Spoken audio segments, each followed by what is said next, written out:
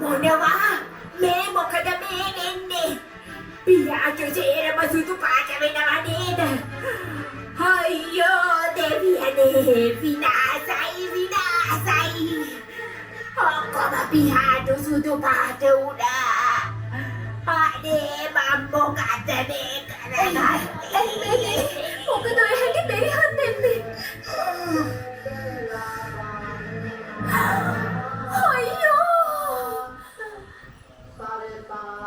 අයියෝ බේනියනි මොකද මේ කරපු අපේ රාජේ? අනේ පියාණනි අයියෝ පියාණනි ඔබට අමාරුද? නුඹලාගේ මෑණියන්ගේ අධික තණ්හාව නිසා මා විපතක් සිද්ධ වුණේ. මට ආයෙත් නුඹලාට උදව් කරන්න ලැබෙන එකක් නේ. මට සමාව වෙන්න දුවේ.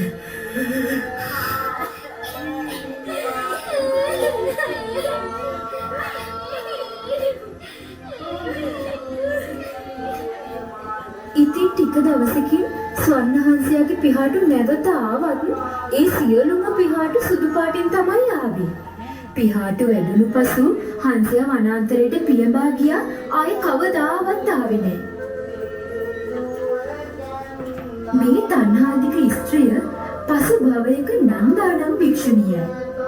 පියෝවෙන් පසුත් ස්වර්ණහංසයෙක්ව ඉපදී තම දරුවන් පෝෂණය කිරීමට උත්සාහ දරූ ඒ උත්තරීතර පියාණන් වූයේ අප මහා බෝසතාණන් වහන්සේමය.